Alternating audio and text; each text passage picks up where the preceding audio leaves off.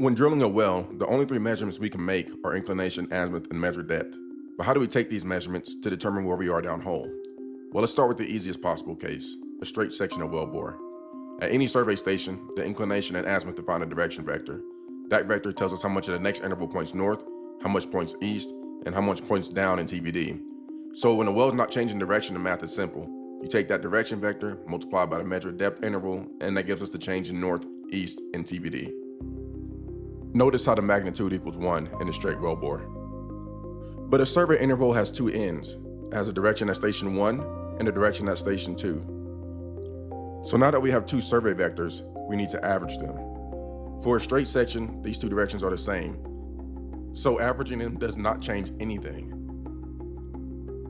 The average of the two vectors is still the same direction vector, and the displacement calculation gives the same result. Now, let the well turn. Once the wellbore curves, station 1 and station 2 no longer point in the same direction. The first direction points one way, the second direction vector points the other way. Now, a natural first attempt is to average these two directions, and that seems reasonable because the average vector points somewhere between those two station directions. But here's the main problem. When you average two unit vectors that point in different directions, the result is no longer a full-length unit vector. It becomes short. Notice now how the average vector has a magnitude of 0.92 instead of 1. So when we multiply the shortened average vector by the full measured depth interval, the displacement comes up short. The north, east, and TVD changes are all underestimated. This is why we need minimum curvature.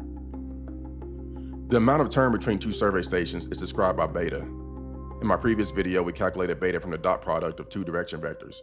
That tells us the angular change from station 1 to station 2. Now watch what happens to the average vector as beta changes. When beta is 0, the two direction vectors point the same way. In that case, the average vector is full length and nothing needs to be corrected. But as beta gets larger, the two vectors point further apart. Your average still points through the middle, but it gets shorter. The shorter green vector is the reason the average direction method comes up short. Geometrically, the length of the average vector is tied to this half angle, which is beta over 2. The larger the dogleg angle, the smaller the average vector becomes. This equation I have circled on the screen, remember that for later. Now separate the two direction vectors and place them back on the survey interval. The blue vector is the direction at station 1 and the yellow is the direction at station 2. If we simply average those two directions and multiply by the measured depth, the green displacement points straight from one station towards the other. That gives us a chord. But minimum curvature does not model the interval as a sharp kink or as a straight chord. It treats the interval as a smooth circular arc between the two survey stations. So the average direction is giving us the right general direction, but is ignoring the curvature between the two stations. That is why the green chord is shorter than the smooth well path. The ratio factor is the correction that accounts for that missing curvature. It stretches the average direction displacement so it matches the minimum curvature arc. So instead of only using measured depth times the average of the two direction vectors, we multiply that average by the ratio factor, which is RF. That gives the minimum curvature displacement, the same average direction, but stretched to follow the curved path. Now we need to connect the vector picture back to the curved well path. Because T1 and T2 are unit direction vectors, we can place them on a unit circle.